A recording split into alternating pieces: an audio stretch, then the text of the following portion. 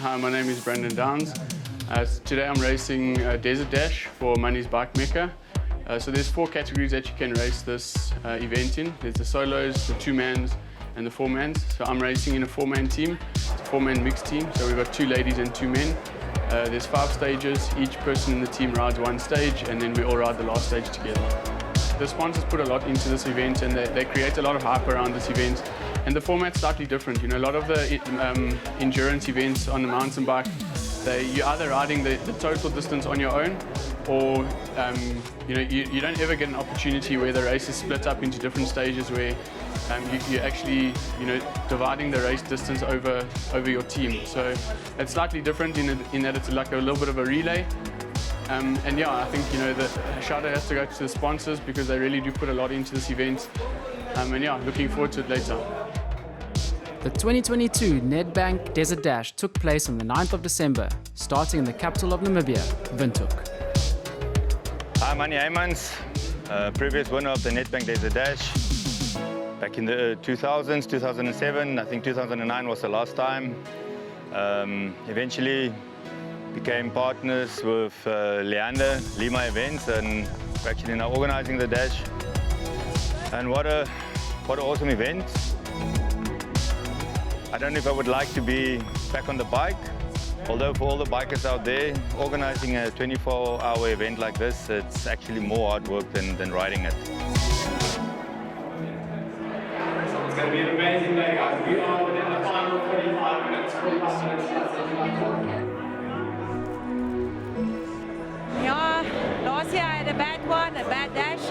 I had to stop at checkpoint 3. My eyes, I couldn't see anymore. And yes, this year I'm back to tick this box properly. And yeah, looking forward, racing through the desert.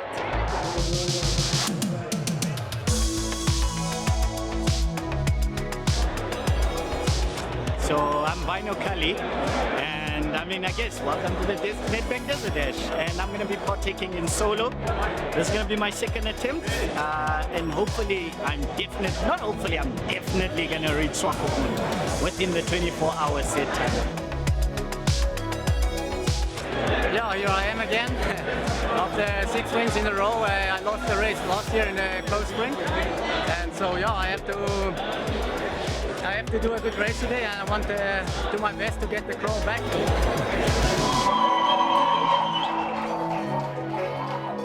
Over 1,000 riders took to the start line at the Grove Mall. The riders taking on the total distance set off at 2:30 p.m, with the 2-man and 4-man teams setting off at 3 p.m. and 3:30 p.m. respectively. Situated on the southwest coast of Africa, the race cuts the shortest route from the big city of Windhoek through the Namib-Naukluft Desert straight down to the coast.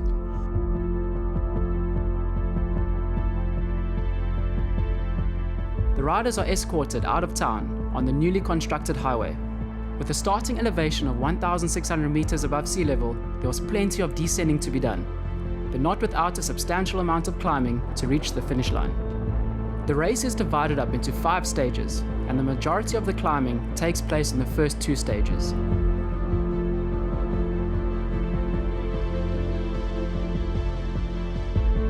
After a few lumpy kilometers on tar, the riders cross a dry riverbed and into the dust.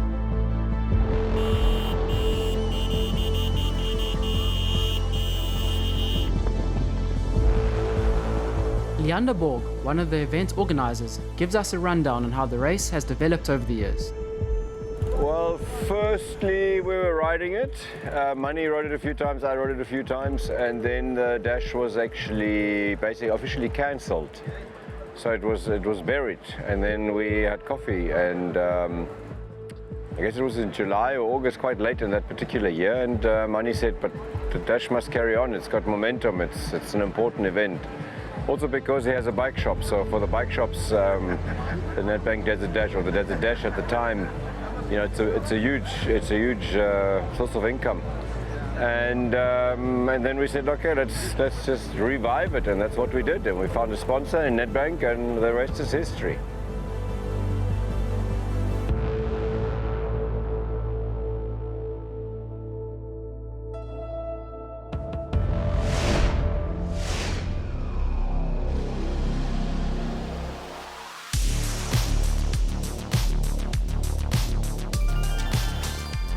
Stage 1, 100 kilometers, 1100 meters of climbing in the heat.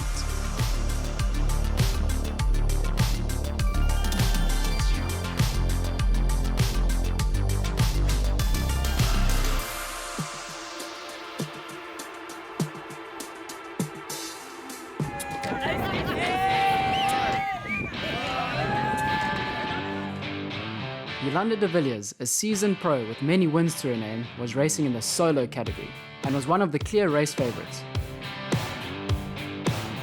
At this early stage of the race though, it was German rider Rebecca Robic in the lead. In the men's solo race, it was local rider Drickus Kusia with an early breakaway. This year's race I came into much more calmer than in previous years. I didn't really have a strategy, besides taking it out hard on Koevoorberg, which is the first climb. I wanted to split the group as fast as possible. The only rider able to go with the Namibian was Dutch Paralympic champion Daniel Abraham. I'm Daniel Abraham from the Netherlands. I'm Paralympic athlete, as well individual professional. Normally I always prepare for the Paralympic races here in Namibia. And also this Desert Dash became a part of my program every year. The chase group was led by the 6-time winner and Swiss marathon champion Connie Lusa. So the start of the route is obviously hilly. You go up the Koevoorberg climb, and then from there on you've got some rolling hills towards the Kwiesep River. Just before the Kwiesep River you've got some steep climbs, about 12, 13 of them, just to test the legs before you get into the checkpoint 1. Stage 2 is the most demanding stage of the dash because it's up and down the whole time, steep climbs, it's difficult riding, and the wind gets pretty nasty in your face by that time. After a fast descent down the Oosthoogte Pass, the riders reached their first checkpoint. This is where teammates from the 4-man relay teams were waiting to take over the baton and start their part of the journey.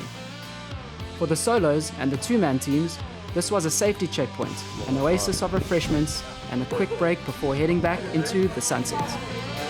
Only one stage down, but riders already looking beaten and thirsty.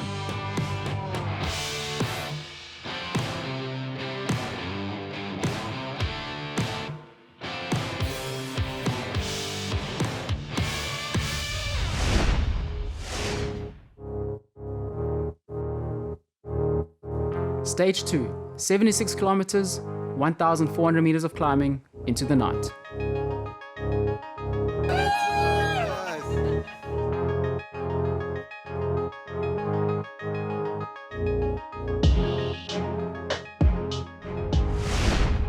The Nedbank Desert Dash is a mountain bike event, but also attracts riders from a variety of disciplines. South African professional road cyclist Casper Kruger gives us his thoughts on the transition to the mountain bike. It's quite a different setup compared to road cycling.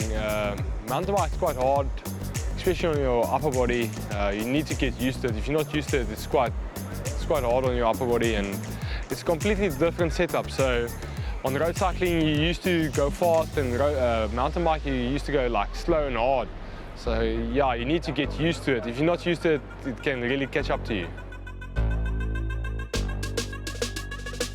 It's pretty special seeing the sun goes down, especially in the desert. It's something you need to experience. One of South Africa's best all-round riders, Mark Pritson, have opened up a considerable lead early on in the 2-man team event. So the start of the Nedbank Desert Dash was an interesting one. It was hard, a lot of wind today. And but other than that, it was a good race. I dropped the last 2-man mixed rider at 52 kilometers. Yeah, when I caught my brother after 140 kilometers, I decided, you know what, I mean, I've been on my own for so long, it would be nice to have some company, so I just helped him to halfway, and I hope he does well. Drickus and Daniel went super hard in the very beginning, but I thought, the race it's just too long to sustain that kind of effort. I saw Connie was also dropping off the group, which I thought was then the right move, having Connie, who's won the race I think 6 or 7 times. When he joined my group, I thought this was the the race-winning move. I thought, you know, Dricus and Daniel would come back at some time.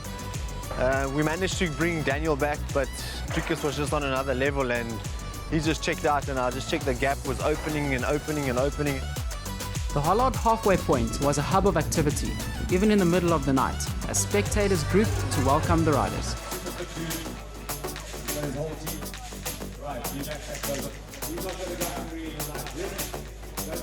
We've got Connie Loza coming in.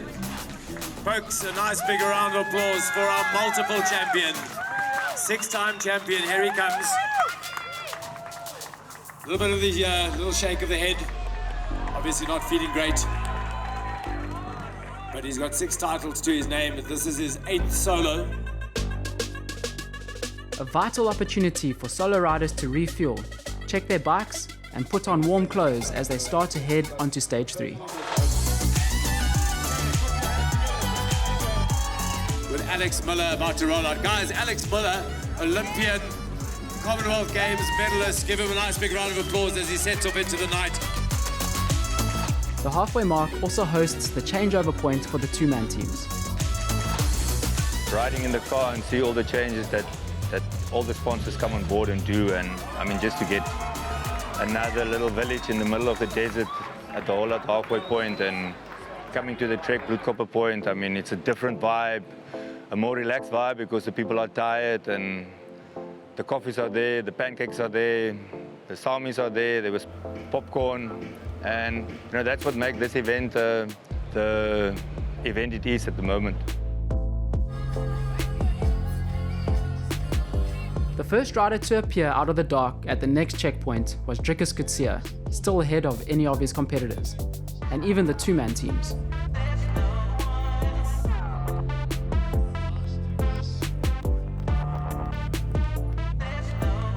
The weather conditions were good this year. It wasn't as hot as the previous years. Obviously the wind will always be a factor in the dash, the headwind. But I found the conditions very, very good, and I handled it pretty well. So I have a power meter and heart rate on the bike, but I don't really look at it. I just ride on feel. Because I'm a time trialist, I know my body very well. I know what I can do over 10 or 15 hours, even 20 hours. So that's only a gauge which I use. And if I do the attacks and stuff, it doesn't care about the watts, I just go on feel. A relatively quick stop to refuel, and it looked like he was on track to grab his first Nedbank Desert Dash victory after numerous attempts.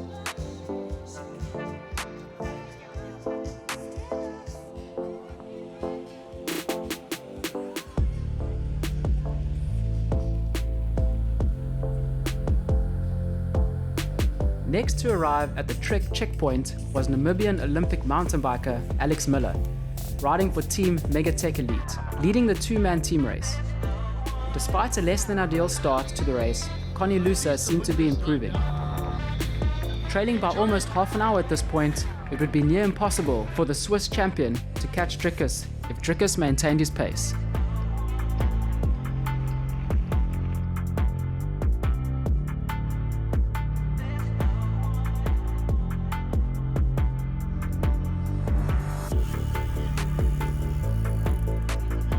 The most difficult stage, well, I said stage 2, but obviously the last stage you really fix sand, and it's a challenge because you're tired, you're fatigued. So for most of the dashes, I think the last stage is the most challenging coming out of Konekontas, the last 50 Ks. Coming into town, you've got this beautiful scenery coming down the coast. It's really spectacular, especially for the guys that's coming into town with the sunrise. And we early birds, we're obviously here in the dark. Coming in ahead of the sunrise, Dricus Coetzee had a near-perfect race from the start to finish to claim his first Nedbank Desert Dash title. Welcomed in by his friends, family and fans.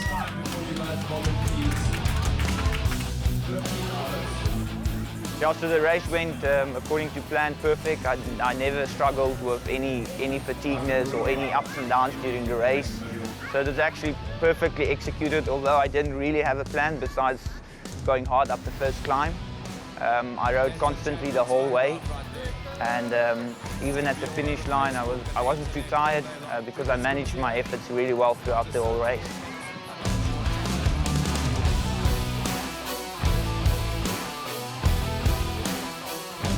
Next across the line, the two-man team of Mark Pritson and Alex Miller, representing Megatech Elite.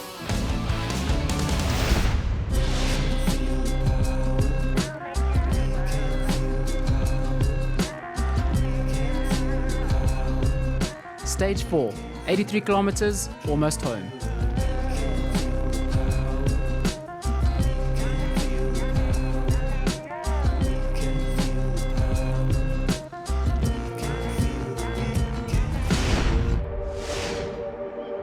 For the majority of the field though, the sunrise found them still a few hundred kilometers back, battling through stage 4 and 5, experiencing the spectacular views.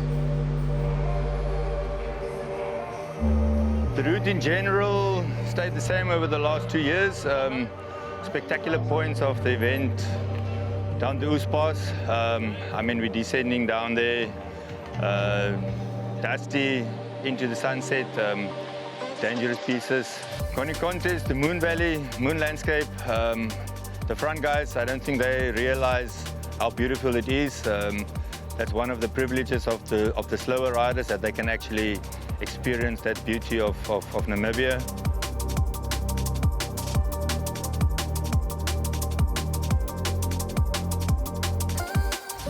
After 3 grueling stages completed and about 150 kilometers still to go, riders are tired, having ridden through the night. A cup of coffee, encouragement from supporters at the village, and they keep on going. The rolling hills have now given way to flatter terrain, but the trade-off being the soft sand, which also drains the energy with every pedal stroke. Just completing this event is a big accomplishment.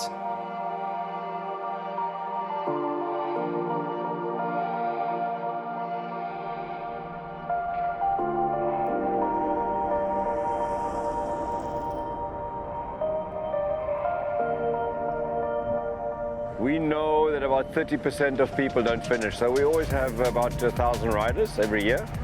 This year is no different. So it's about 30% that don't finish. The teams, of course, most of them do finish, but the solo riders, it's quite difficult. I mean, 400 kilometers in 24 hours with the wind and different conditions. I mean, today I think the conditions were actually quite good.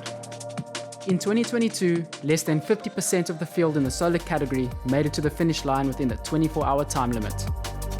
Yeah, but it takes about 3 months of intense work and then obviously 2 weeks of serious crunch time, and then the day of the event, yesterday and today, you know, we all do, 30 hours non-stop.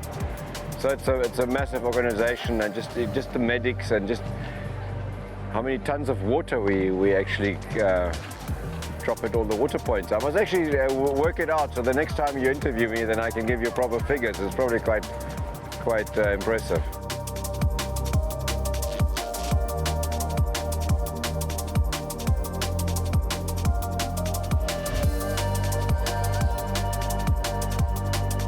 Tough, but I'll survive.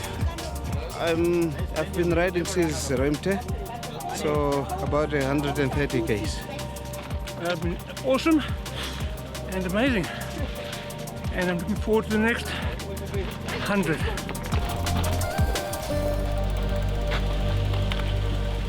Long night, and yeah, I got some really good support with the 4-man teams. So just gonna roll into on a contest. Black and Red Bull, going home. Can't wait to see Plaza Meer every year.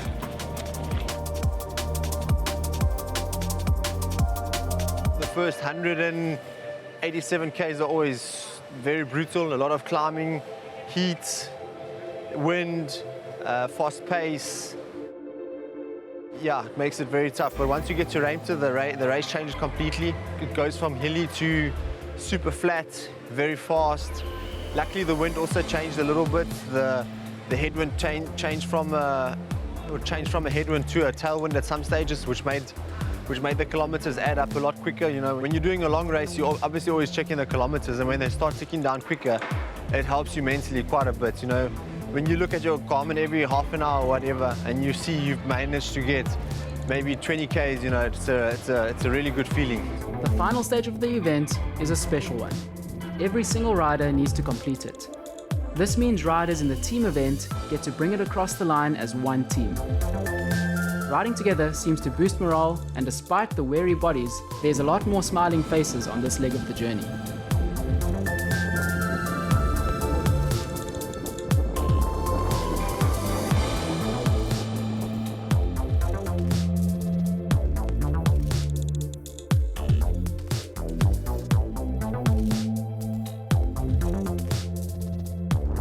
I guess the favorite part is the finish line, no? Or just coming into Swakopmund, you see the ocean behind us. So this year we've changed a little bit. So initially we had it somewhere else, also coming onto the beach. But I think that's a nice thing when you're really tired and it's been a long journey to see the ocean, hear the ocean, smell the ocean, and then come over the finish line. I'm sure that's the most favorite. Having reached the seaside town of Swakopmund, the riders roll along the beach for a few kilometers to the Platse Meer Mall.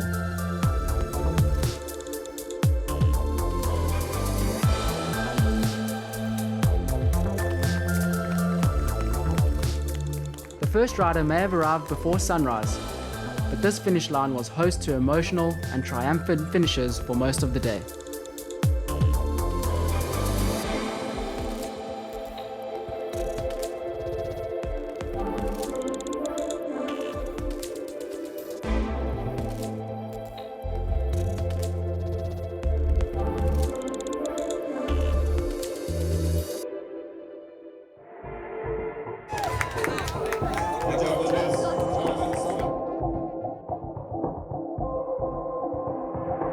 Smiles and celebrations at the finish line for those who had conquered, but also a few tears. The finish line was packed with family, friends and supporters the entire day.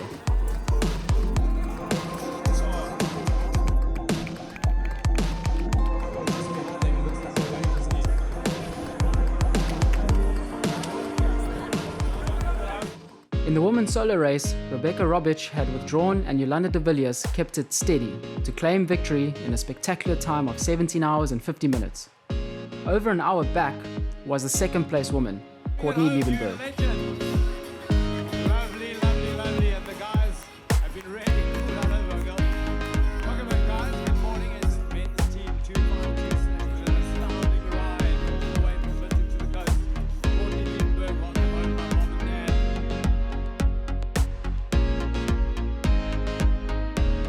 ...397 kilometers in under 24 hours.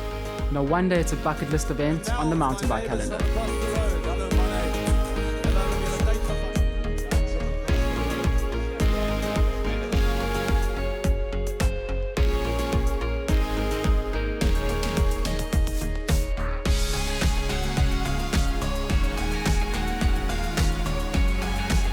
A huge crowd at the finish venue stayed for the festive prize giving.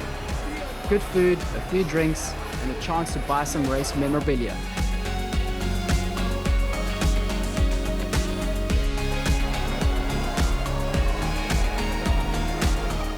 The trophies were handed out to the respective category winners to a raucous applause.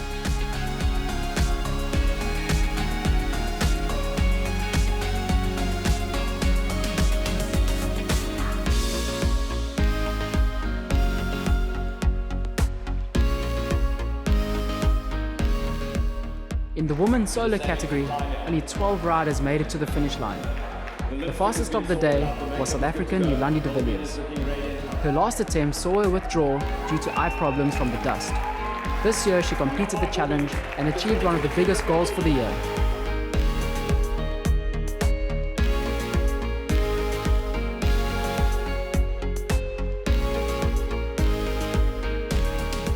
Yeah, so tomorrow I'll just do a quick spin with mates and just chat about the race, just having some fun, you know, playing coffee ride like we all know it. And then I'll give myself 2 or 3 days and I'll go straight back into training.